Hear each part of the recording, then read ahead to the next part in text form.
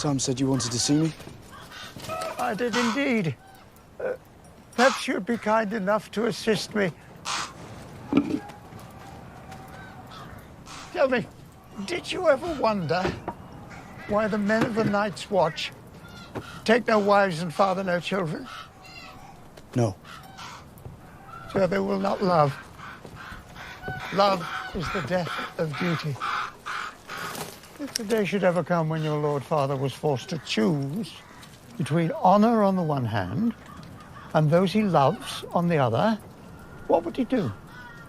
He would do whatever was right, no matter what. Then Lord Stark is one man in 10,000. Most of us are not so strong.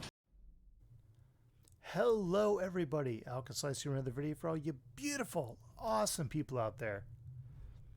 I believe this is one of the biggest foreshadowing scenes when it comes to Jon Snow's lineage in A Game of Thrones. In this scene, Jon Snow goes to help out the Maester, who happens to be Aemon Targaryen, unknown to him at the time. But in this scene, the Maester, Aemon Targaryen, asks Jon Snow if the day were to come when your Lord Father was forced to choose between honor on the one hand and those he loves on the other, what would he do?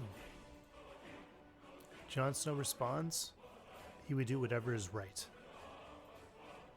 The reason that Maester Aemon is actually asking Jon Snow this question is because very recently his father has been taken captive by the Baratheons, particularly Joffrey Baratheon, who has just ascended to the throne because his father, Robert Baratheon, has passed away.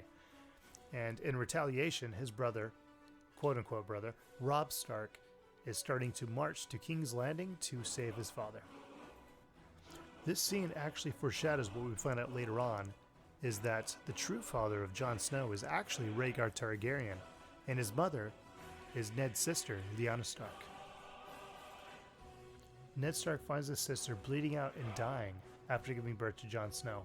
She asks him to raise him as his own, to save him from the wrath of Robert Baratheon, who started the war against the Targaryens in the first place. This scene foreshadows the fact we found out that Ned Stark is not the father of Jon Snow, but is indeed Rhaegar Targaryen and Catelyn Stark. But he put his honor aside to save his sister's child, taking a massive hit in the honor department. I believe this makes Ned Stark a better, deeper character overall. He's all about honor, but as the scene shows, Eddard is willing to do what is right regardless of maintaining his honor. Meaning, he raised Jon Snow as his bastard, and having a bastard is a very dishonorable thing. Before this point in the story, he had married Catelyn Tully, and Starks are all about their vows. The fact he brings home this quote-unquote bastard, which is obviously not his bastard, he lies and says that Jon Snow is his bastard, but he does that only to protect him from Robert Baratheon, and to also make sure that nobody catches on that Jon Snow is actually truly a Targaryen. Ned is a good man who cared deeply for his sister and took what she asked of him to the grave, showing the highest honor of heeding his word and doing what is right.